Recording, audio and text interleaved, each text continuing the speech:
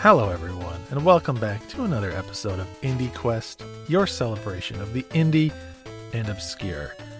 And recently, we had a long conversation on one of my streams about the voice I use when I podcast versus when I talk. So I'm really leaning deep into my baritone, really trying to get you all from the throat and none from the tongue. That's what you're getting today. But anyways, let me introduce my co-host here. Drachma, how you doing, buddy? I am doing pretty well. I'm happy that you touched on that because I think that I brought it up. I'm telling you, anybody who's listening to this right now, go back and listen to episode 1, 2, 3. Steve, he's a completely different guy. He has changed dramatically in the last 2 years. So might be Polykill too. I'll have to go back and check that out. But Josh, how are you doing? I'm doing pretty good, guys. Just go the complete opposite way. Oh, I'm doing pretty good. Pretty chill today. Feeling just like that good vibes. Like I had a long drive back in today, so I was like pumping some tunes. So kind of keeping that energy going since then. Sweet. Yeah, I feel that. It's definitely like holiday vibes around here. We took a long time. We got all of our Christmas decorations up, but we didn't get. For some reason, we didn't put our ornaments up, so we finally just yesterday put up all of our ornaments. After we're done recording today, we're going to go and watch Home Alone, possibly Home Alone 2 immediately following. So, full on celebrating the season that we're in. I'm liking it. It's been a very picturesque holiday season in Minnesota so far. It's been like nice, light, drifty, billowy snow, like all in like the 20s or so. So if you're used to the snow, not really that cold, you can go outside and it's not that big of a deal. Just exactly what you'd want it to be. I've been loving it. We're supposed to be getting our first major, I guess, winter storm on Friday. So we will have a white Christmas, which is hit or miss here, more so than it is probably where you are, Steve. So should be pretty interesting. I think we're supposed to have thunderstorms. But no, I mean, we are getting snow this week, so it might still be on the ground. So we might still get, that like, it'll be rainy but snowy. So that pretty much fits the Pacific Northwest, I think. So that's all good. That sleet mix 6 months out of the year. Pretty much.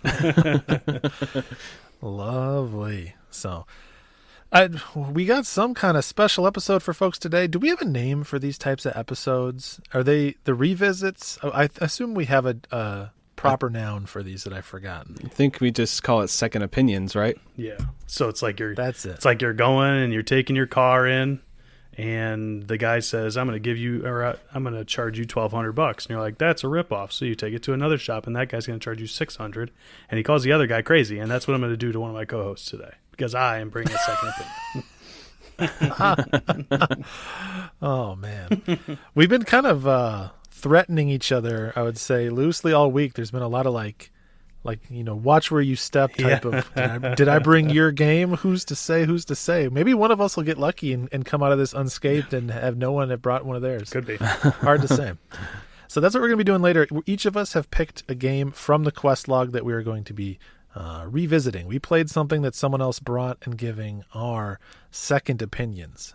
However, ahead of that, fellas, I have to give a shout out to a good friend of the show, listener, Vyar45. Oh, yeah. This man is an absolute legend, went through and did a whole bunch of data analysis for us on the show. He pulled a list. He basically took our quest log and included a bunch of other supplemental information. Now, granted, he was doing this in service of his own goals. Yes. He's trying to play through the entire quest log. Kudos to him for that. Yeah. But that's awesome. It left us with some very interesting data, I thought. And so I wanted to, as a special treat for you fellas, drop a hot segment on you that I'm informally calling the Indie Quiz. Oh, okay. There's a T at the end? A T at the end? Yes. Oh, okay, Quizzed. wonderful. I got it. Love it. So I have 9 questions. This edition of Indie Quiz will be focused entirely on the quest log. So it's a test of how well the two of you know us as a collective unit and the show. Some of these I think will be kind of gimmies. Some of them, I don't know, but we'll be curious to see. Now, if you have really studied Vyar's doc, you maybe have a leg up in this, but it is what it is. So we're going to start out really easy. Again, 9 questions. I will keep score. We'll see who wins in the end. Number 1. This is like, I'm just warming you up. Okay. Do we have more games on the main quest or the side quest? Main quest. Second that. That is correct, fellas. That is correct. Now, not going to give you any numbers, we'll say.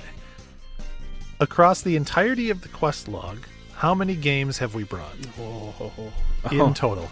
I will give the point to whoever gets the closest. And I'm going to say not Price is Right rules. I'm going to say it's just whoever's the closest, over or under. So this is on both segments, main and side? Main and side quests. Okay. And I'm trusting that the two of you don't have the quest log up. I mean, I No. can see your eyes. I know if you're scrolling. No, I don't. I'm going to guess. This seems high, but it makes sense. I'm going to guess 120. 120? Yep. Okay. 120. It's a guess to beat. I was thinking like 78, something like that. All right. It is 86 games. According to Vyar's version of the quest log, Nice. which differs from ours, but his tends to be more accurate. Yeah, Yeah. that's something. One of my goals for next year is like, all right, I need to be more on top of this. Like, so this doesn't have to happen again. I do appreciate Vyar's hard work, though. Yep. My thought was we're almost at 50 episodes, and you guys used to bring 2 apiece. So I was like, it's probably close to 100. That probably went a little high, but Imagine makes doing sense. that now with 3 people. It's Yeah, it's and now 3-hour we're bringing podcast. 3. Yeah, yep. It's a little bit, I think you're on the right track there. It gets thrown off a little bit because some episodes are OSTs where we don't bring anything. We have 3 or 4 interview episodes where we only brought 1. that makes sense. It sort of balances it out. Still, Good guess. 86. That's a lot of games. Like, that's pretty cool. That is. And not a bad one in there. No. All right. Now, on the quest log, everyone, bit.ly/questlog if you want to check out this list of games. We listed the platforms that you can play the games on.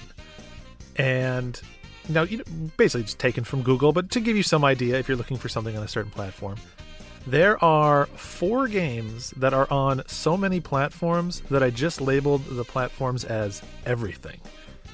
Can you name, how many of these 4 games can you name? I'm going to take a guess at the first one, or at least one of them. Guacamelee. Good guess. All right. Frantic, do you have a guess? Shovel Knight. Shovel Knight correct. Guacamelee not correct, although probably justified. Yeah. Oh, dang it. This one's a little bit unfair because you're kind of just going off of Steve's brain. Was Steve lazy that day? But all right, I'll let you take another run of guesses here. Any other guesses as to what is listed as just everything? It probably isn't, but at this point, Hades is on every modern console and PC. That's true. Yeah, that one would have been probably if we brought it later, but no, it is not. Okay. It is not on there. Okay. What was that game? It's a video game that is made by an independent studio. Fair, yeah. He's really honing in on it, folks. All right, it's coming into sharp focus any second. Journey. No. All right. It's not All on right, we're gonna have Xbox, to give so, this one to Josh gets a gonna have to give this one to Josh. The list of games that are on every platform are Shovel Knight, Fez, VVVV. I was going to guess VVVV.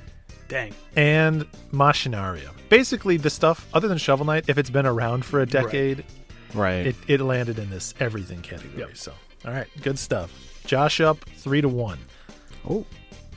Number 4. Now, this one's unfair. Well, they're all unfair. This is not a scientific quiz. Now, there is one game listed on the quest log with BlackBerry as a valid platform. What game is that? And I'll let you both think about it, and then if you both think you know, you can type it to me individually in Discord to not give it away. I feel like But if you don't have a guess, you can just say pass. I think you mentioned it. You did mention it at some point. I'm just trying to think of what the game was.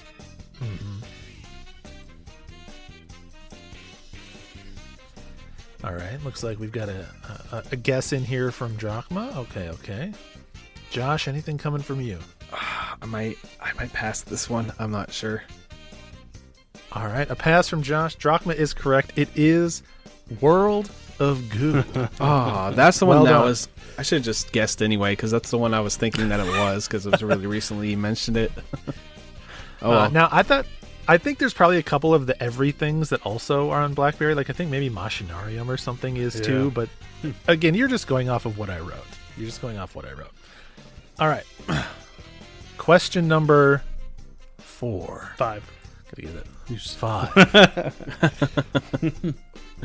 Question number 5. The sequel to question 4. Who has brought the most main quest games? Josh. Yeah, me. All right. Point for you both. I'll give you a bonus point if you can guess how many main quest games Josh has brought within 3 games. I'm thinking. I don't even know this. I should know this, right? This is a piece of information I probably should know. No, it's unreasonable to remember that. No. I would guess 20. Okay. I'm thinking like 34. You're both a little bit off. 28. So That's Josh has brought 28 main quest games. I have brought 12 main quest games. Oh. Captain Drachma has brought 9 main quest games. And I've been on half of the episodes. And one of the worst people I ever met brought 1 main quest. Yeah, she That'd did. be Pam. Cannot be tamed. No, Pam's wonderful. Okay. Same question now. Who brought the most side quest games? Steve. Correct. Easy point for you both. Same challenge. Within 3, how many side quest games have I brought?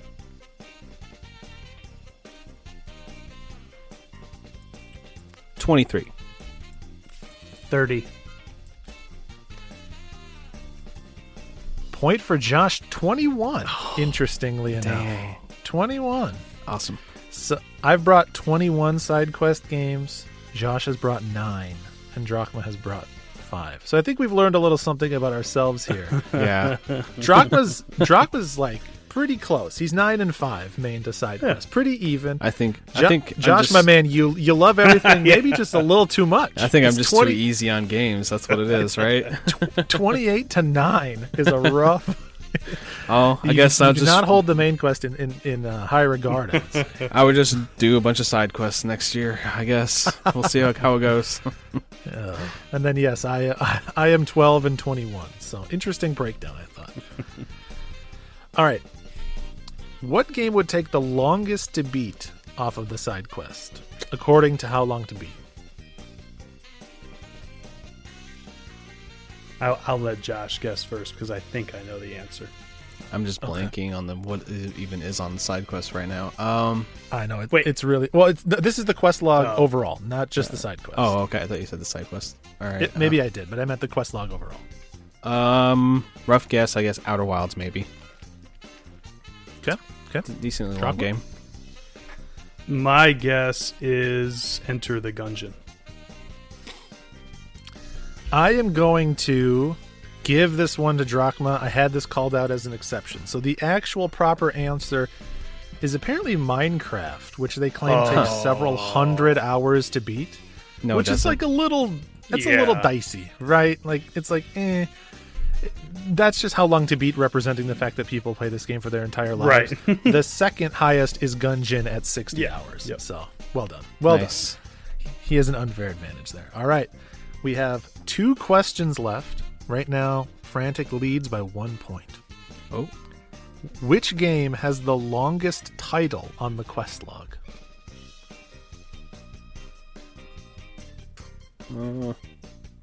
The longest title.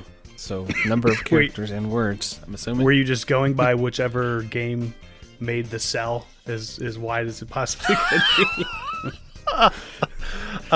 It was a pretty scientific process that was a little better than that, but also not like. It's possible I'm wrong, but I'm pretty sure I'm right. Man. Good Apollo on Burning Star 4 from Fear Through the Eyes of Madness. That's my guess. All right. Josh is going with a Coheed album as his guess. So. Okay. I kind of threw that away. I can't think of anything at all. I can't think of anything that's really long on there.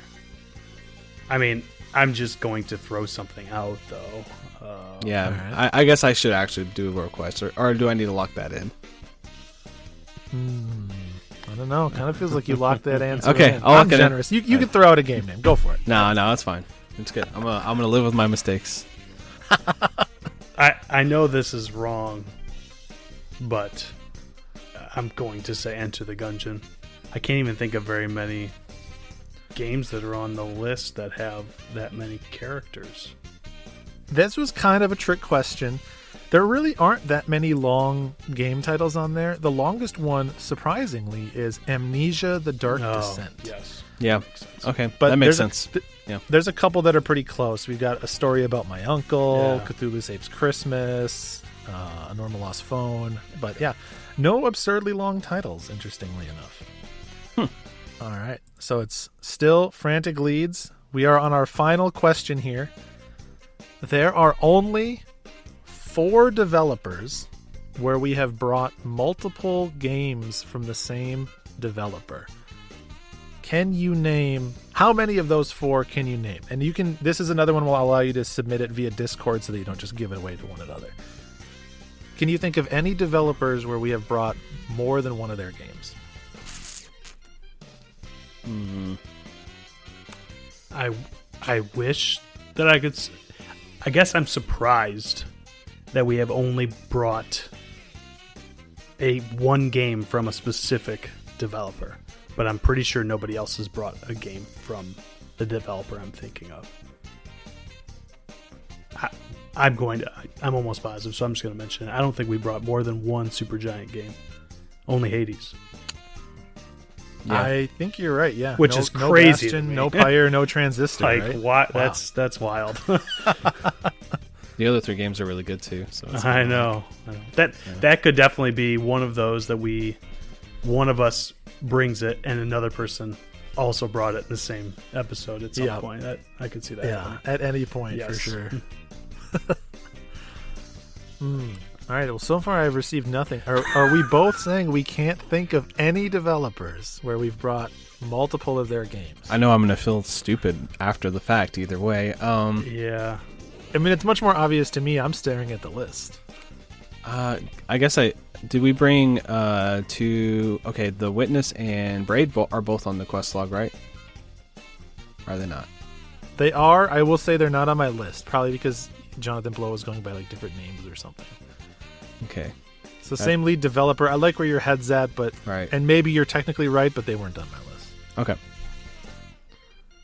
That was the one that popped into my head right away. So, yeah, I don't know. Oh, I know. What's the other name of the game? Oh my god, it's What Remains of Edith Finch, and then the other one. What's the name of the game with the paint and you splatter it? I can't even think of it right now. You know what I'm talking about? Yeah, Unfinished Swan. There we go. Those 2. Fun fact, actually, I did not realize this. We've never brought The Witness, I guess. Oh, maybe we haven't brought The Witness. When you said that, I didn't think that it was on there because I was somewhere. I also don't know if we've ever brought Unfinished Swan. Have we? I feel like I think you're talked just with thinking you. of banger games, buddy. Did we brought Unfinished One? I remember talking with you about it. I thought maybe not. I've brought it to an OST episode. I think I don't know if we've ever talked about it. That's what it is. That's what it is. Yeah. Well, it's also like Hollow Knight, right? Like I feel like we've talked so much about Hollow Knight, but it's not on the quest log. Like it's just one of the.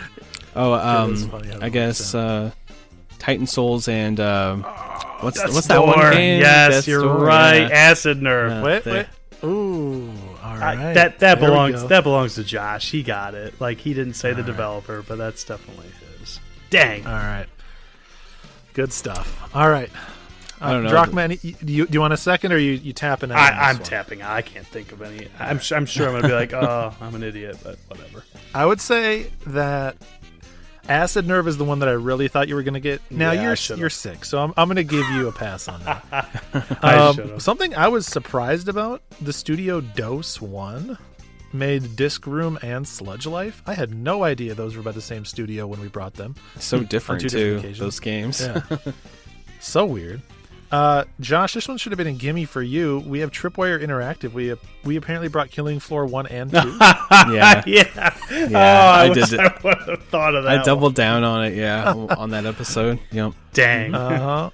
That And then the real egg on both of your faces, Freebird Games. Oh, Paradise my and God. To the Moon.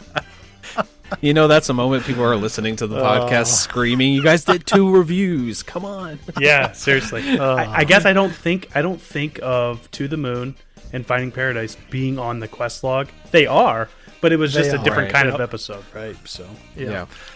All right. Well, good job at the end of it all. Frantic 7 points, Drachma 5 points, but the points are made up. They don't matter. We just having fun here. whose line is it Quest anyway? log. Love it. Yeah, exactly. So, thank you for indulging me on our first round of Indie Quizzed, and thank you very much to Vyar, whose tireless work on gathering this data made this segment possible. The ever-growing saga of all the IndieQuest segments. There we go. Yeah. Yep. yeah. Put those on the back burner. We can certainly do others, but it'll be harder because we run out of readily available data. I do want the audience to know that Josh and I had no prior knowledge that Steve was going to spring that on us, so that was pretty awesome. Yeah, he's like, I got something. Yeah, the closest they had was 5 minutes before we went live. Yeah. I asked them a couple of questions about who brought what games, Yep. and that's it. Yep. But otherwise, yes, they were completely blindsided, as it should be on all good quiz shows. Yes, that was really So, good. I loved it. Thank you, fellas. You're both wonderful. But now I think it's time for us to talk a little bit of second opinion, and I do believe we're gonna kick it off with a little Captain Drachma today. He's gonna bring a banger for us. Yes. So, I of course, we're going to be addressing one co-host, but I'm going to keep it a little bit of a secret here at the beginning. And honestly, with the trivia, Steve set this up really well. So, I think one of us is known in the indie community, maybe even to indie developers, probably to indie developers. I would think 90% of them or so are probably listening to IndieQuest, right? Yeah. Yep. And they all know that one of us, specifically, is always throwing games on the side quest. Josh. Yeah. Oh man. This- All right. This person is actually starting to be referred to as Stevie SideQuest in the indie developer community. Wow. Oh boy. All right. They listen to the podcast, and every time Steve speaks up and is going to go and start talking about game, they're like, "Oh no, please, don't pick us this time, please." And inevitably, sometimes he does. And I've heard that sometimes they just start shutting the podcast off when Steve starts talking because they just can't handle it, right? So I decided to come today and bring a game that Steve originally put on the side quest. And I know what you're both thinking. Most of the games that Steve brought were on the side quest, so if I'm going to pick a Steve game, basically I close my eyes and just point at something on the side quest, the chances are really high that it's going to be a game that Steve brought, right? That's true. Yeah. Mathematically, you have like a 60% shot or something. So, I am going to talk about, again, Guacamelee. Oh, there you go. All right. Come at me, bro. So, before we get into it, Josh, I think you weren't on this episode. Have you played Guacamelee? Oh yeah, I love Guacamelee. It's kind of like a indie classic to me. I was kind of surprised, but I understood where Steve was coming from when he put it on side quest. So Okay. I mean, frantic. You gotta stick up for me here, man. Drachma literally put Enter the Gungeon on the side quest. That's true. It is. Yeah. Okay. All right. Yeah. All right. So, specifically, I didn't just play Guacamelee. I played Super Turbo Championship Edition. Oh, okay. And I don't know, like I've looked up some of the differences between regular Guacamelee and Gold and then Super Turbo Championship Edition. But I think it was mostly, there's like a side part in Super Turbo Championship Edition that's basically a speed run where you're trying to like use the abilities that Juan has gathered throughout the run and get through these little levels as quickly as possible. And honestly, when I stumbled into this, I was thinking, how could Steve? This is like Steve's thing. Like he would love to play this, but my assumption is it probably wasn't in the original Guacamelee. Yeah, I don't think I played the Super Turbo Mega Edition. You didn't, because I listened to that portion. Yeah, you played the regular, because I think you said you got it. You played it physically or something. So I had the like limited run Vita version from ages ago. Yeah. So brief overview, and I'll just go through, talk about things I liked, touch on things we talked about before, but I will remind everyone, if you want to hear a full breakdown of the game, go back to episode 27. That's when Steve talked about it. But it was originally released in 2013. Super Turbo Championship Edition came out in 2014. Came out on everything, which is why I guessed Guacamelee earlier, but obviously Steve wasn't in the mood to do that whenever he put that on the quest log. It is a Metroidvania with a beat-em-up combat style and focuses on like Mexican culture. There's lots of Mexican background. You are a luchador named Juan. And like I said, Metroidvania, you move through the levels like any other Metroidvania. Except for the combat is almost fighting game combos. You can string together different varieties of attacks based on just your normal melee attack, and then also you can string together with the abilities that you get throughout the game, which also work to unlock certain what you would call doors or gates or something, but they're basically colored rocks, and you smash into them with your abilities to move on, right? There's also a stamina bar that when you use those special abilities, it knocks down a point off your stamina, so you can actually buy stuff in shops that gives you more stamina as you go. But at first, all I did was just use the regular melee attacks, but as you get like 8 or 9 of those stamina blocks, you're just using abilities all the time. And I think it's that frenetic, fun combat. Like, I really, really enjoyed it. Specifically when it would like lock you off and you would just be in a room by yourself, and you'd have to fight. There would just be a predetermined amount of enemies that you're supposed to fight. It's almost like you're not timed, but it's that type of thing, right? Where it's like you're going to have 17 enemies. That might be 3 waves of 5, 5, and 7 or whatever, right? But it's specifically you have to do this to get through this room. And I really enjoyed those because the typical Metroidvania doesn't really do that. Usually you just encounter enemies as you're moving. And I thought that was much different than the way most of them do it.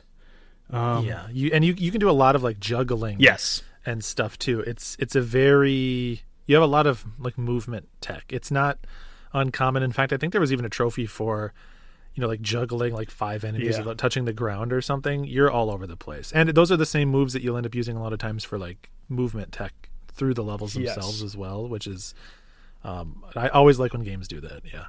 Yeah, I love, and I remember, so I went back and listened to the episode. Steve mentions that Hollow Knight probably took some inspiration from Guacamelee with some of that movement through the levels, some of the puzzle solving that you do.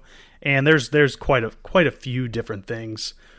In Hollow Knight, there's like a crystal shot thing or whatever when you can go up against a wall and shoot yourself across the level. It's the exact same thing in Guacamelee. And Guacamelee came out, 4 years before, right? So, I'm sure different Metroidvania had done it beforehand, but I was like, this is just like Hollow Knight. And I don't know, I loved the dimension changing that you can do as you're doing your platforming through the level. You have to change dimensions, and it's between the living world and the dead world, and like different blocks will appear in different dimensions and disappear. So sometimes when you're shooting across a level, there's like columns, right? And you have to constantly change the dimension back and forth to make sure that you're not running into those columns. You have to very quickly change back and forth. And I don't know, I just thought that those platforming, those almost puzzle platforming sections really were a highlight of this game, especially considering that it focuses on beat 'em up combat for the actual combat segments. You would have thought that maybe that puzzle type platforming wouldn't even be involved in a game like this, but it's very varied compared to some other games. Yeah. Two very different like modes of play that do somehow blend together pretty well. Either of them, like if you cut out those sections and stitched them together into two games half the length, both of those individual games would be fun and cool and worth playing, right? It'd be a really good beat 'em up, and it would be like a really fun precision platformer. So it's cool that they managed to do both, and in a way where it makes sense and it feels good, even if you prefer one style over the other. Right. I don't think you mentioned this, Steve. I was listening to it and doing other things, and maybe it's possible that the original Guacamelee didn't have this, but there's co-op, up to 4-player co-op, at least in Super Turbo Championship Edition. I probably didn't, because who's playing co-op with me on the Vita? Right? Yeah, that makes sense. Yeah. I don't even think I knew that. I didn't play co-op, but after I played for like an hour, every time you get into it and you're moving through a level, you can see like it's almost like a beat 'em up. It says 2-player, 3-player, 4-player. And it's like, man, that would be so much fun to play that game with 4 people. I wish I kind of want to do it. Like maybe I'll play with the boys at some point, but man, that would be incredible experience. So yeah, co-op, that's just not something you see in Metroidvanias very often that I've ever played. You can play 4-player co-op. So pretty cool. Music really this is probably going to make Steve laugh, but we recently talked about Shantae and whether it was an indie game or not. But the consensus is no. The music in Guacamelee reminds me of Shantae, but instead of like the Arabian style, it's mariachi. So it has like that mariachi mixed with the video gamey music, and Shantae does the same thing. And that's what it reminded me of the whole time. Like it's really good. Like the soundtrack is awesome. That's a good touch point. Yeah, very. That's a good comparison, actually. The video gaminess of an existing genre is a good way to describe it. Yep. Art design, very cartoony. It's basically, it looks like a cartoon. You're playing a cartoon. It's really good. I don't think Steve mentioned this either, but most games don't seem to do this. There are several bad guys. I'm not spoiling anything by saying this. It's very early on that you see them all. But oftentimes in these kinds of games, when you know you're going to fight a boss, right? There is very little backstory to that boss. Guacamelee gives you all kinds of backstory to each and every side boss before the main big bad. You encounter them throughout the levels several times before you ever fight them. And I thought that was awesome. I don't know. Yeah. I barely remember the story of the game at all, but I do remember that happening. So that was probably a miss on my part. The story isn't riveting or anything. It's pretty interesting, I thought. But yeah, I mean, the fact that I'll just touch on him. Hothead, right? Hothead is always shooting everything, because he's a hothead, but he's got a head on fire, right? So it's like a pun in that way. He's always down in tequila to keep his head on fire and stuff like that. But you see Hothead and interact with Hothead several times. There's one time when you think he's going to try to kill you, and it turns out both of his revolvers are out of ammo, right? So he's just shooting you. He's like, and nothing happens. But like from that point, you don't even fight Hothead until like 2 hours later. Like you just see him in all these side bosses so many times, and it really fleshes out their character. And I like that. I don't think a lot of games do that, I guess. So All right. Yeah, especially Metroidvanias, they tend not to even really have like a recurring villain that shows up much at all. Usually Right. you're just kind of like exploring a place and eventually you come across something big enough and scary enough that you're like, oh, this is probably the last boss. Yep. Guacamelee is different in that it's like other, I don't want to say humans, but like other characters Yep. equivalent to you are the antagonists. Yes. Oh, Kalaka, I think is the fantastic, like great final. Like, okay, I think you pretty much know that he's probably going to be a final boss very early on because he's the big bad. It's not a surprise, but he is a great looming big bad guy, right? Like he really, yeah. I thought that was awesome. So Yeah, they have really good characterization, I would Yes. say. I think that's like where they shine a lot in the storytelling from that game. yes, yep. Lots of fun video game references.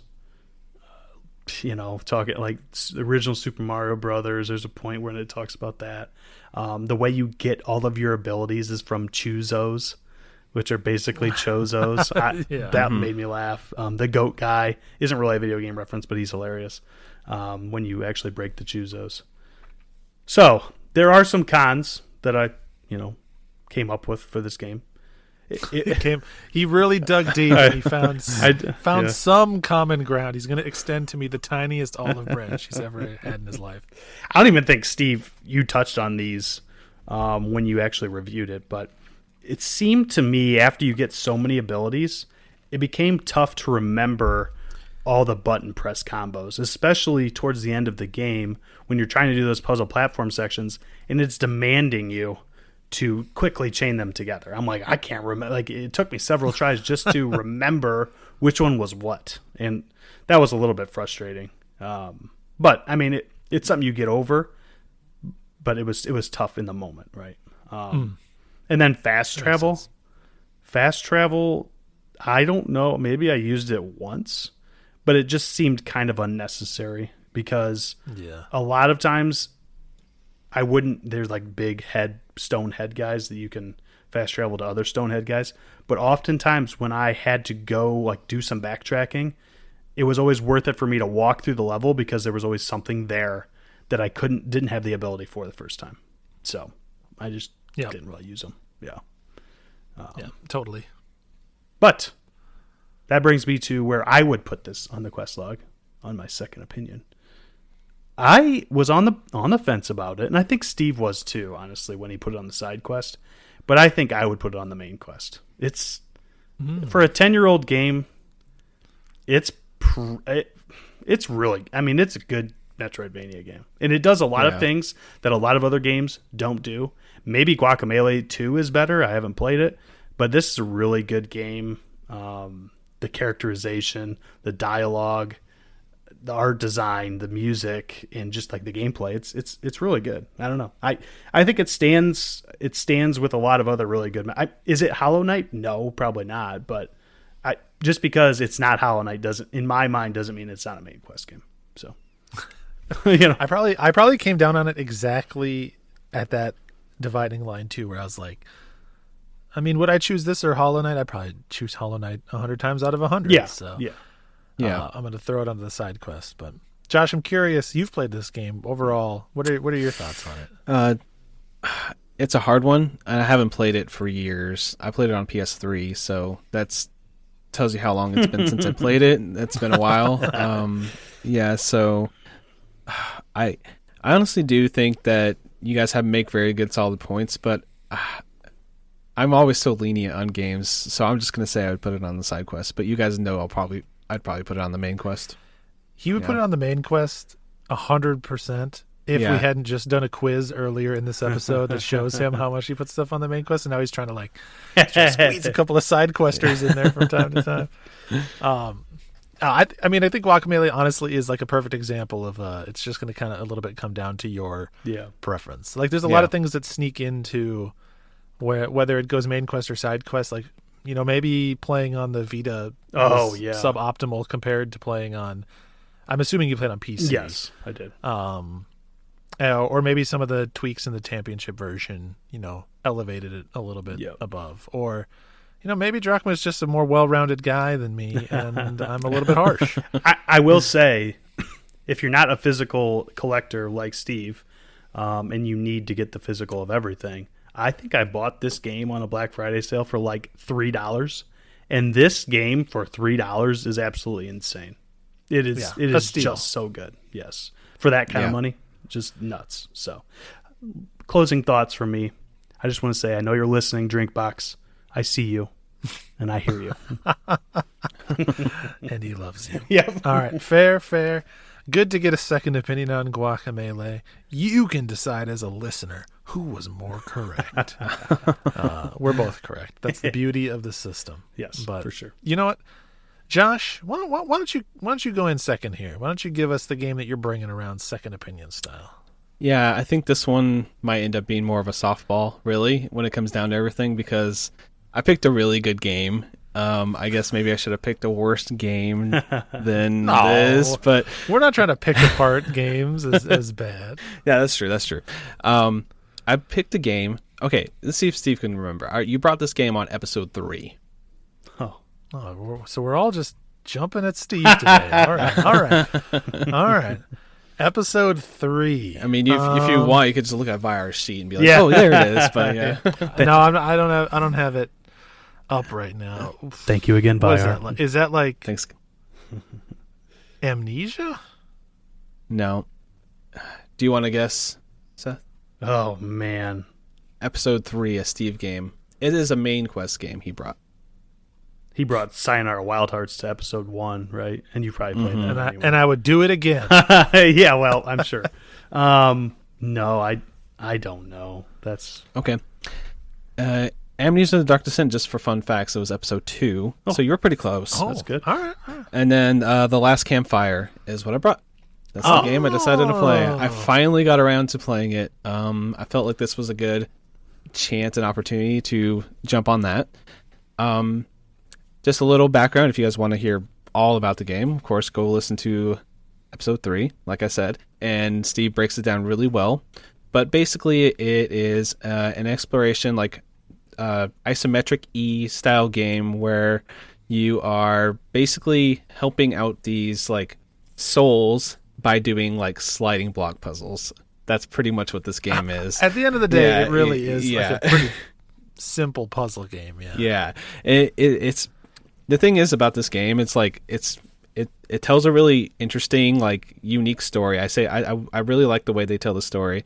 There's like a narrator, like kind of like she's reading you a storybook about this character that you play, the Ember, and you're basically using your given light to bring light to other people that have fallen to basically dead. They're in like limbo.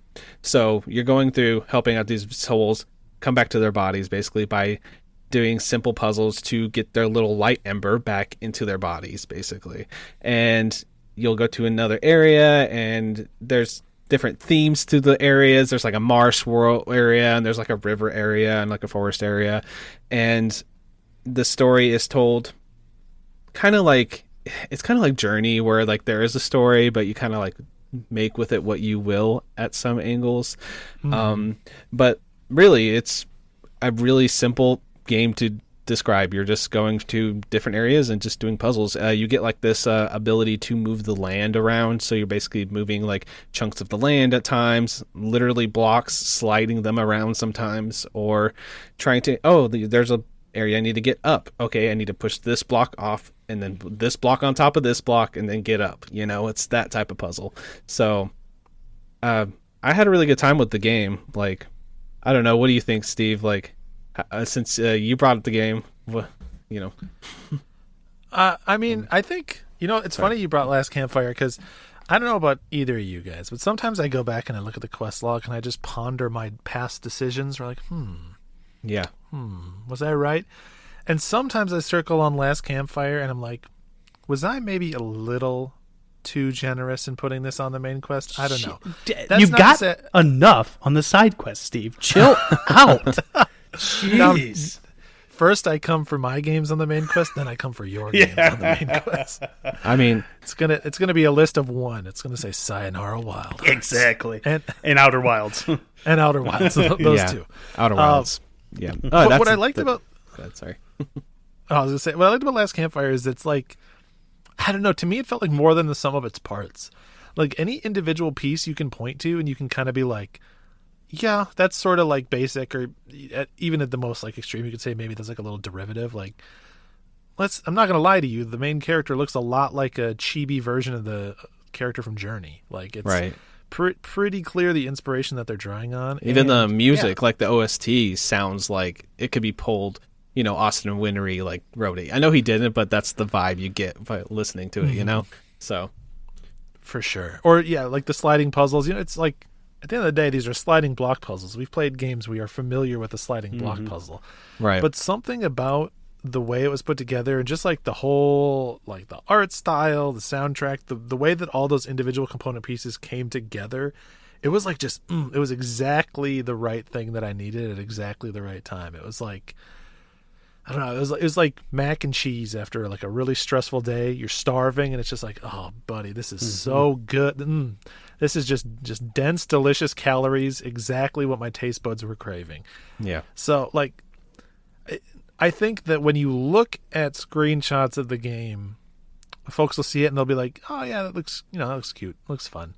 And it really is like if you are a mark like me for this type of game and you like these sort of artsy, mostly wordless, kind of whimsical puzzle narrative adventure-y type games, I think check it out, because you might also be surprised at how it kind of punches above its weight class a little bit. Right.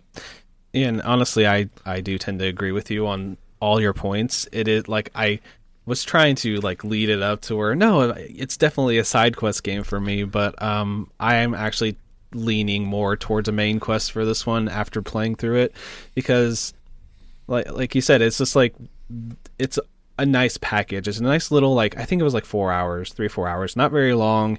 Sit down, enjoy like some really great music, really awesome art, fun puzzles that aren't too challenging. Like I said, there's not much friction here. You're going to figure out the puzzles. You just got to kind of play with the puzzle a little bit, be its friend for a minute, and then you figure it out, that type of thing. And it's not a super hard game. Has a nice little story. You can kind of take with it little things from it as you're enjoying the little nice narration that they have. And when you get down to the end of it, it has a little bit of emotional punch. It's not like I'm gonna like cry my heart out or something, but you do feel it, and it's really good. So I do think that if I was gonna bring this game, I would have brought it as a main quest, because like you said, it's a really solid game from front to back. So I'm actually really glad that I did the second opinion, because it finally gave me that push to play this game, because I have bought it on Steam, I bought it on PlayStation, and I played a little bit on both, and then now I just finally finished it off, so it was a nice feeling. Yeah. Drachma, I'm guessing this is not one that you have played before. It's not. No. Have we compelled you to play it now? Are you like, oh, I got to get in there? So in the past, I would not have probably picked up the pushing block puzzle type games, but I have been looking at them more lately. I think it's because I'm nostalgic for like the GBA and GBC and GB Pokemon puzzles. They have to just like the boulder pushing Yes. puzzles. Yeah. like I hated them back then, but now I kind of like have a nostalgia for them. So I actually picked up a game recently. I'm not going to talk about on here because I don't want to spoil it if I do bring it to IndieQuest, but it is also kind of like that. So maybe we'll have a chat about that game in the future. But yeah, what you were saying, Josh, about gave you a reason to play it. That's why I love doing these kinds of episodes, because there's games on there where it's like we've already talked about it. I don't have anything else that I can't bring it to a regular episode, but that's what I love about the second opinion. It gives us a chance to go back and play some of these games that we've suggested to the audience, but also to each other. So Right. And it's kind of like you put the game on the, like, we'll talk about it and we're both all getting energized about it. Like, oh yeah, I just wish list that game right now. Yeah. And it just lives on the wish list forever. But Yes. at least here you can just like finally press play and go make time for it type of thing. So it's cool. Yes, for sure. Heck yeah. I mean, in final defense, I will say, even if it's a block pushing game, they're pretty clever block puzzles sometimes. They are, yeah. Like, it's a little more advanced than like Chip's Challenge. Although, as I say that, Chip's Challenge also slaps. So Yeah. maybe I shouldn't. Maybe I shouldn't knock that game too much. But, all right, good man. You dug deep.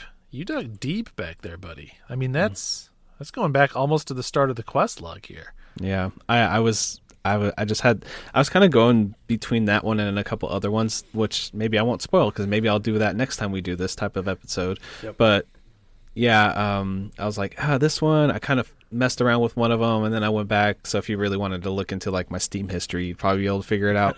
But anyway, it actually hit me just at the right time because it's like Christmassy fall/winter vibes, you know. It's just like kind of a cozy game and it gives that nice, like, it's like a warm, it warms your heart, like that type of game. So it's definitely worth playing if you're in that mood. It really is a pick up and play and nice little time. So yeah, and I should look it up. I don't know off the top of my head. It was for a long time on Apple Arcade, so if you have Apple Arcade, you probably already have access to it, and I've heard good things about the mobile version. I think maybe it was even developed mobile first. So I could see it functioning just fine. It's just like movement and an action button. I think that's about all you need. So yeah. All right. Any closing thoughts on that one? No, I say check it out. It's Main Quest with a bullet. There's 2 people telling you to go play that game. Yeah, that's so true. There you go. I don't know if there's anything more on brand than you bringing one of my games and you saying, I was thinking about putting it on the side quest, but I'm going to put it on the main quest. While I say, I put it on the main quest, but I could see moving that one down to the side quest. Yep. We are the stereotypes that we accept ourselves to be. All right. Well, you guys both came for me. I did not pick one of my own games for the quest log. But now it's a coin flip. It's a 50-50 shot. Who's going to be on the receiving end of these cracked knuckles? Ugh. No, it was a bit of a toss-up. Actually, I a little bit struggled this time because as I was looking through, I was like, man, I have played most of the games on the quest log. Like, so not. You played Minecraft finally. That's what you're telling me? That's good. Got him! Sorry, I only play good indie games. Right? I mean, that's technically not an indie game, right? Anymore, wow. So Suddenly now it's not an indie game as soon as it helps him win the argument. No. I'm actually... Maybe this is a little bit cheating in the spirit of our turn episode, but I'm bringing not that distant of a game. I did a revisit on a one... Oh, I love that. You can see the palpable tension in their eyes. You can hear it in the silence that who's going down. No, I played Beacon Pines. Oh, yeah. Nice. Awesome. Nice. I thought you were going to say Lunistus, and you're going to be like, yeah, it was a terrible platformer. What were you thinking? I've been very interested in at least one of you checking this game out because it's actually kind of nice. You're going to have a completely fresh opinion because you weren't even on that episode, I don't think, Steve. So you listened to it secondhand. That's pretty sweet. So I'm interested to hear your thoughts. Yeah. So for anyone that doesn't listen to episodes that I'm not on, thank you. I can give you a quick breakdown of Beacon Pines. So Beacon Pines is, it at its most derivative, it's a choose your own adventure game. Like it's a choose your own adventure novel where holding your thumb on the page as you turn it to see if you want to flip back to that spot is a mechanic built into the game itself. So most of the game plays out as you walking around this very beautiful painted city and surrounding forest and a couple other environments as this character named Luca, and you're sort of, I don't even know how to describe it as without spoiling much, but basically you learn that there's some things in your small town of Beacon Pines that are not as they seem, or some sort of shady goings on in the town. There's a little bit of an effort to sort of revitalize this town that has fallen on hard times, and that is also coinciding with this group of enthusiasts that are trying to throw a festival which is like not really clearly described as to why. They're just sort of saying like, it's to help revitalize, it's to celebrate the town, but there's no straight answer as to why this festival is actually happening. Yeah. And as you go on through the game, things, mysteries and hijinks ensue. But the mechanic of the game is, as you're playing, you will, either in conversations with people or through certain actions in the game, you'll unlock what they call charms, which are basically verbs that you can slot into specific spots in the story. So like a good early example is you're going to go do some exploring in the woods with your friend, and your friend's older sister stops you and is like, you skipped out on your chores. You got to come home with me. And your main character says like, oh, I always know how to deal with her. Whenever she acts like this, I just always act blank. And your initial option, the only verb you've unlocked at that point, is chill. And so your character's like real smooth, like, hey, it's all good. He can come play with me. Don't worry about it. And she's like, well, I mean, okay, but he's coming home with me. And she carts him off, and then you have to go explore alone. And, without giving into too much details, I'll say that is not the path to the true ending as you go explore on your own. And as a part of that, you unlock the verb shit. Yes, and I love that one. You can then teleport back to that branch of the story, that exact moment where you chose that word, and you can instead say, I always act like a little shit. And instead of like trying to smooth talk her, instead you like stomp her foot, kick her in the knee, or run something. off past her, kick her, and your character and your best friend runs past with you. So now the two of you are together in this spot, exploring this different place. And the story branches very significantly based on some of these choices, and sometimes it's really not clear what the branch is going to be. But it does the thing that I really like about visual novels and adventure games and things, where that the branching mechanic is there not as like a convenient way to just go back and undo mistakes you made. It's like you are learning information, and then as a representation of that, you're getting these charms that are then used in other parts of the story. Like you could not do this story correctly on your first shot. It's not like if I made the 6 correct decisions, I would get the true ending in one go. You have to explore these different branches and like poke at the outskirts and figure out what's going on. Honestly, I thought that the charm thing was something that you specifically would enjoy, finding a charm, because it's kind of like a collectible. They're very difficult to miss. I don't really think you can miss most of them because you need most of them. But when you find that charm in a completely random branch and find out you can use it in a branch that's way over here, and it's like, oh, like I finally missed it. Like you just get so invested in just what will that word do to this story. Like it's interesting.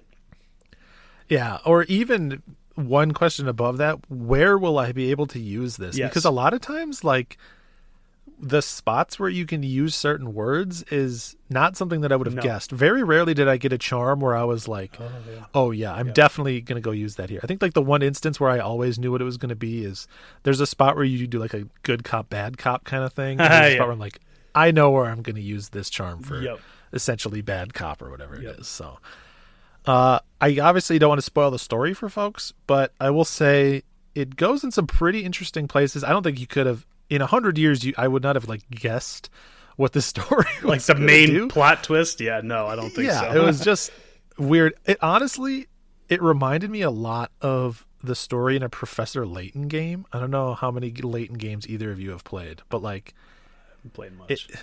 It's the same thing where there is like, well, one, Layton games are known for having like a sort of like a dramatic like look behind the curtain sort of reveal, and this game sort of actually has a couple of those kind of but yeah, just like the energy of it felt very Professor Layton-y to me.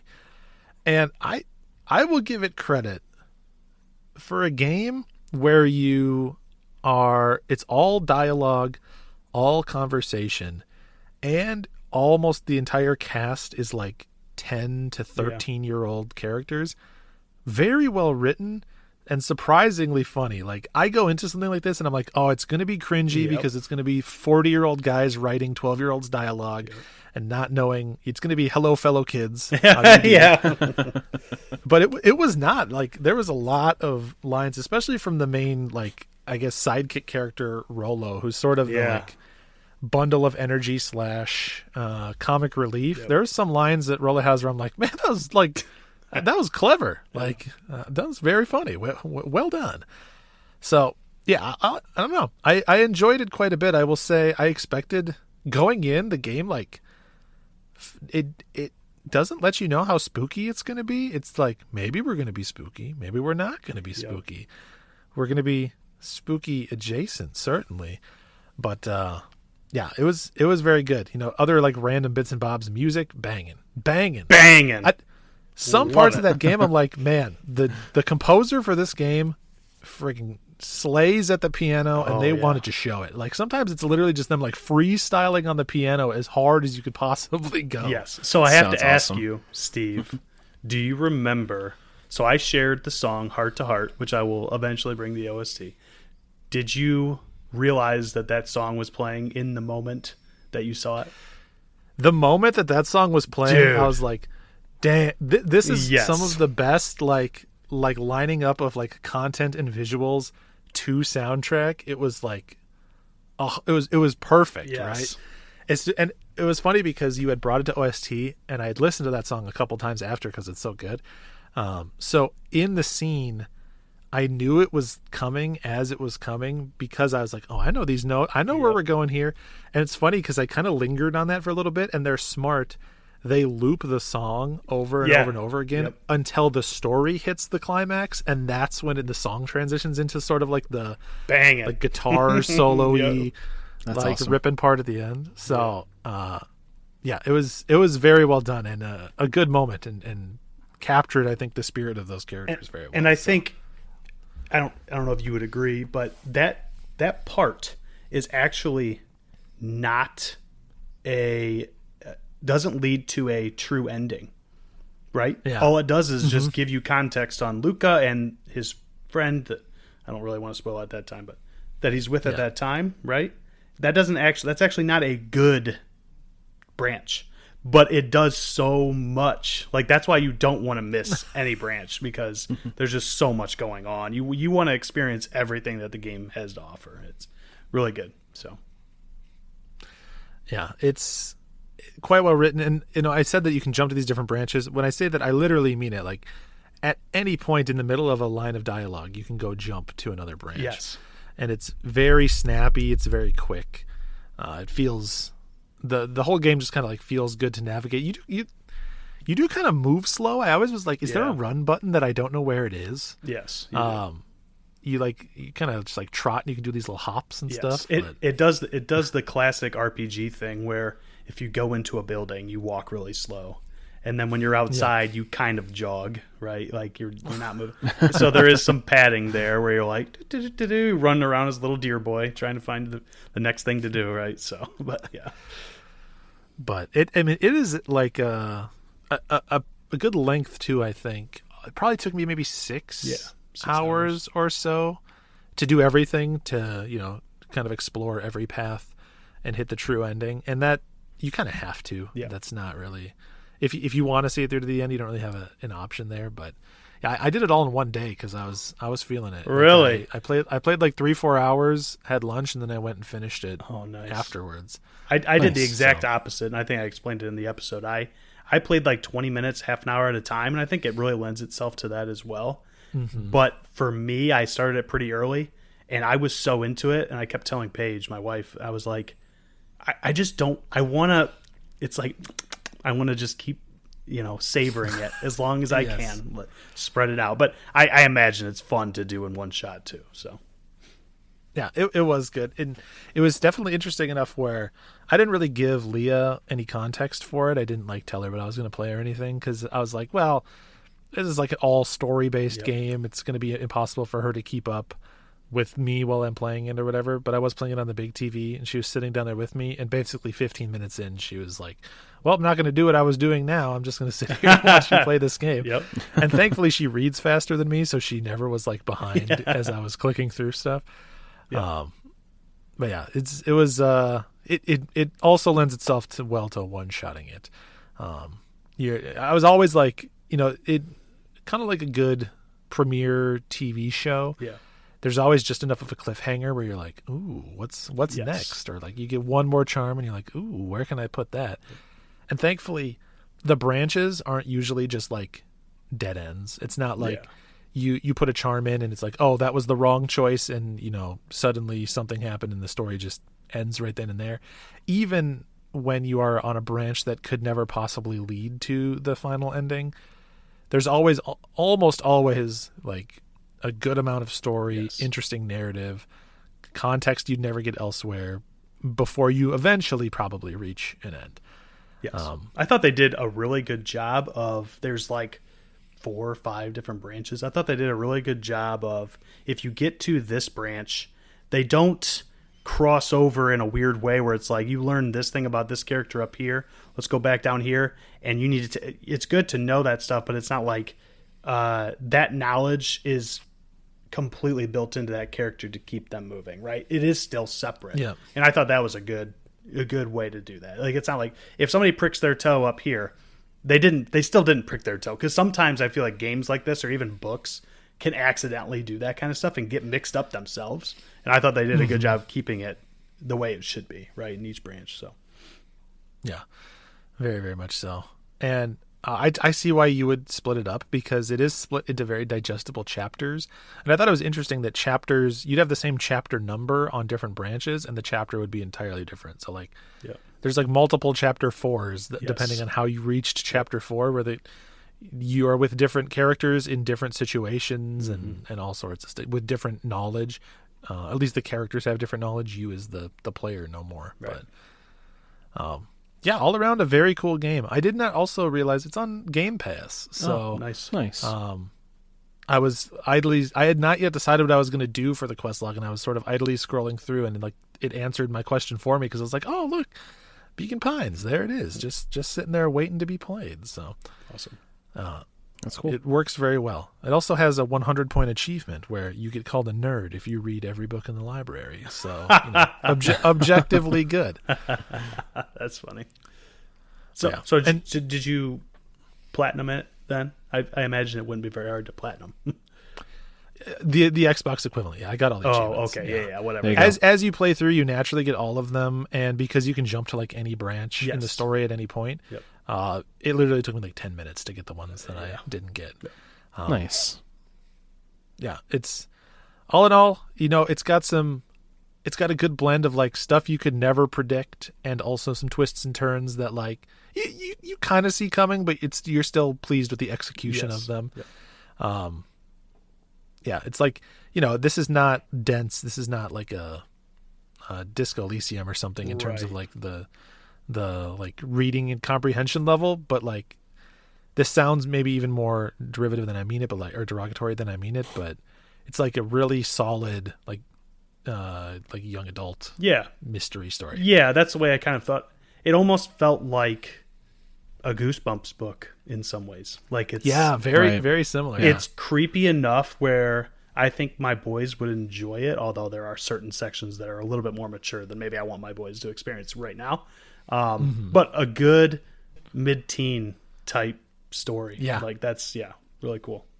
Nothing wrong with that. That's like some of the best fiction too at times, so nothing wrong with that. Yep. Mm-hmm. So, I mean, at the end, my opinion on it, I don't really have any qualms. I think it fits perfectly on the main quest under the criteria that Drachma often uses, which is like, this is a game everyone can enjoy. Like, man, this is a story that'll be fun kind of no matter what. I can't imagine there's anyone out there that wouldn't think that this game is gorgeous. Maybe you aren't like into the fact that all the characters are animals, but like they're all like so like they're all like hand painted and gorgeous. The character portraits I thought were amazing. Like it's more than just like the sprites, right? It's the big character. They're so expressive, so much detail, and you can tell like when there's a sad part and stuff like that. Like that character is feeling pain. Like it's crazy. So yeah, great use of color. And you know, as we've said several times across several episodes, a soundtrack that refuses to quit. Yeah. So, yeah, that was a banger. I'm glad that I played it. I also didn't realize it came out this year. I mean, I remember you saying that at some point, but I forgot until I rechecked, and I was like, oh yeah, that is like recent. Yeah. It came out in like September 2022. Yeah. I know. I thought maybe you grabbed it. I was gonna say it, but you just kept going on. But I was gonna say it earlier. Oh, just knocking out another 2022 game for your little list. But I mean, I'm not upset that it worked out yeah. that way. But it was nice. It was one of the few games that it fit the exact criteria of like interesting to me. I had access to it and wasn't super long. I couldn't go in and like play like a Paradise Killer or something that was ridiculously long. I needed something that was digestible, and this was perfect. Oh, and I didn't want to do something too short either because I wanted to bring you some meat. Wanted to hit you with something good. Yep, for sure. Awesome. Josh, So, you skirted by, man. Not a single opinion poked at. it's because my opinions are so correct. That's what it is. No. My intention was I brought Katana Zero, which Josh brought last episode, and I was going to bring a Steve game this episode. And they're all side quest games, basically, so I had to choose one of those. So I seriously considered playing Sayonara Wild Hearts because I've never played it before, but I'll surprise him with that at some point in the future, I suppose. All right. Honestly, all of you out there should be doing a second opinion on Sayonara Wild Hearts. Even those of you that have played it should go do that. I've actually played it a couple times too myself because it's so short and digestible. It's a great game. Mm-hmm. Yep. Yeah, I know. Give me Lorelei and the Laser Eyes, all right? Do we have a release date for that game? That's it. That's their next game. Is that their next game? I was like, it sounds somewhat familiar, but yeah. Oh, well, I have a confession to make, guys. Here. What? Uh-oh. So, I made a big mistake. Oh, boy. Oh, boy. I brought the same game twice to the quest log. Oh, yeah. I know. Yeah. Vyar pointed that out. That I was like, how did I do that? I don't know how that ended up happening. So my promise is I owe the audience another game. So randomly, on a random episode, I'm just going to have 2 games to bring. I'm not going to tell you guys when it's going to happen. It's just going to happen. And I'm going to bring 2 games to make up for the game that I doubled.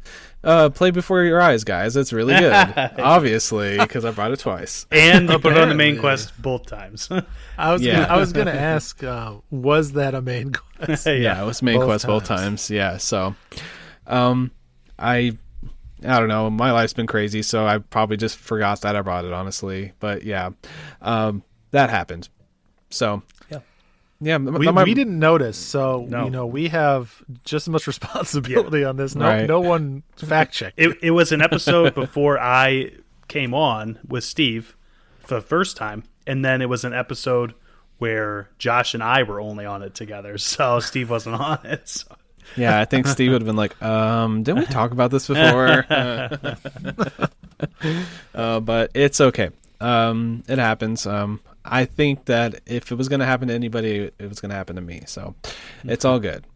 I'll just pick a random episode and just, hey guys, I got another game today to make up for that one. It'll just be a little bit longer episode. So cool. That'll work out. For sure. Also, one more thing is we got a Twitter DM, which is something we don't get very many of unless you want to get Bitcoin or something like that. All these spam messages. Yeah. But we got a Twitter DM from a guy known as the Arcane Skies. He says, hey guys, I absolutely love the show. I have a recommendation for a holiday/Christmas game because this is going to come out right before Christmas. This is a perfect question. Mission in Snowdriftland is a game that was published on an old Nintendo website that was taken offline and thought to be lost. The game has since been brought back to life by the original developers and is in Steam. While the game itself is a simple platformer, the story behind the game is where it's at. A quick YouTube search will give you all the info you need. My apologies if this has been brought up already. I'm working through the backlog and have not caught up yet. Thank y'all so much for everything you do. I'm a huge fan. Stuart. Heck yeah. Thank you for the recommendation. And I hope folks out there have an opportunity to check it out ahead of the holiday season. You know, it's a perfect seasonal game. I think one of us probably would have checked it out if we didn't have sort of 2 episodes lined up that we already had planned coming up. So we knew we were doing a revisit this time around, and we know next episode we will do a sort of like year in review indie bests. So we'll allow all of you to let us know what you think of it. And if you enjoyed it, you can DM us on Twitter or shoot us an email and let us know your thoughts. Yeah, it's $7 right now on Steam, and that's not too bad. That's pretty cheap, and it looks like a little fun platformer. So I think I'll pick that up too. I put it on my wish list, so it seems like a good time next weekend. And also, thanks, Stuart, for going through the quest log. I think that's awesome. Yeah. A couple people in the Discord are also doing it. Like, it's super cool to hear other people's opinions on games, which is kind of the point of the second opinion too. Like, I want to hear what other people think about these games that we brought that we think are awesome, and it makes it a fun community thing. So yeah, if you guys want to, honestly, might as well go ahead and go into the plugs here. If you guys want to send us a second opinion, like if you're going through the quest log yourself and you play a game and you have like a paragraph or two you want to talk to us about that game, you can send it to an email at indiequestpod@gmail.com, and we'll include it like this at the end of the show, like a second opinion from the audience. So I think that would be kind of a cool thing to mix in here and there. So say you play Guacamelee and you disagree with both their opinions, send us an email. We'll talk about it on the show. Yeah, absolutely. And, hopefully you'll put whatever game it is on the side quest where all good games go.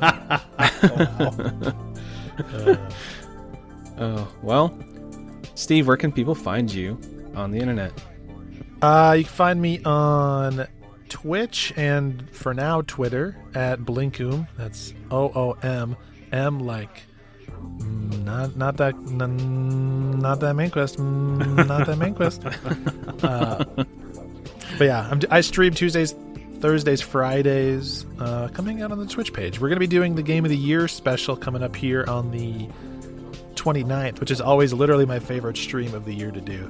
Do a big year in review, talk about everything that I played, indie and otherwise, everything that we collected, and then we build a live you get to see the process of me building my games of the year list, which is I think painful for most people, but it seems to be a pain that they enjoy. So I always tune in either live or as VOD. I always catch your year-end thing, so it's always a good time. I don't really get to invest it. I just want to hear your thoughts about it and just see where you're at, and then the whole process is always fun to see through. So definitely check that out. Another fun little thing. I sent Steve the top 10 games I think he's going to make his top 10. Because we were chatting about it on his stream one day, and I was like, I bet I can guess most of them. And we'll see how close I am. That'll be fun. Elden Ring, Game of the Year. I bet him if he could pick 5 of the 10 in the proper spots that I would buy him a game off his Steam wish list. So we'll see if he wins. I didn't do proper spots. I just gave. Is yours not organized? All right, we'll just do 5 out of the 10. Well, that's fair. 5 out of 10. That's so easy, ridiculously easy. I think I got at least 8 out of the 10. I'll say. All right. Well, he'll set the terms then. 8 out of 10. We'll see if he does it right. I will allow you to edit that guess, by the way, at any point before the stream. For example, you only learned today that I played Beacon Pines. Do you think I liked it better than any of the games you listed? Who knows? I think there could be recency bias, but also, I don't know. That's tough. But anyway, you can find me at Captain Drachma on Twitter and also in the Polymedia Discord. Best place on the internet. Where can they find you, Josh? They can find me at Frantic Society on Twitter and the show at IndieQuest Pod. So we're a part of the wonderful, splendiferous Polymedia Network. Somebody shout out a show they want to shout out. Uncle Doug's DVD bin. I don't know if we've shouted that out lately. They're on a hiatus right now, but it's basically a podcast where they go through an entire movie, a DVD that was in old Uncle Doug's bin, and just talk about what happens in that movie and put a funny twist on it. It's with Kevin and Trav, and they do a great job. Yeah, that one is a good one. I'll toss out, you already mentioned Goosebumps earlier in the show. We'll toss out that We Got Goosebumps. It's a genius idea, a podcast that goes through book by book, talking through Goosebumps stuff. Again, we've seen the demographic numbers. We know that most of you are in your 20s and 30s, yeah. And as a direct result, have nostalgia for Goosebumps books. It's okay, we all do. There's a podcast where they're breaking it all down, giving you the stories, and just kind of taking you a trip down memory lane. They go deep, too. I mean, they talk about, like, regional cover variants, yes, and all sorts of stuff that it's much more than just a light sort of overview. That most of these are 2.5 or so hour-long episodes about Goosebumps, they're meaty, which is exactly what you want. Yep, for sure. Big boys. Very entertaining. And speaking of entertaining, Polykill, a show with Steve and Trav. I personally am a big fan of the show. I've been listening since the beginning. Diehard fan over here. It's a game. It's a podcast all about beating games, and they have like a top 5. They do the hot seat. It's a funny show. You always get a chuckle, at least a couple chuckles, or at least a couple eye rolls, I would say, during an episode. I say check it out. And, all the other fun shows at polymedia.com. And I guess I can close the show today because it's Christmas. Christmas is coming up. Go give your family a hug. Go have some present. Give people presents. Open some cool stuff. Have a good time. Just be merry. Play some indie games and just like chill in front of the fire, or at least put a YouTube video of a fire up, and chill in front of that. And just have a really good and Merry Christmas or whatever holiday that you celebrate. See you guys next time. See you, everybody. Peace.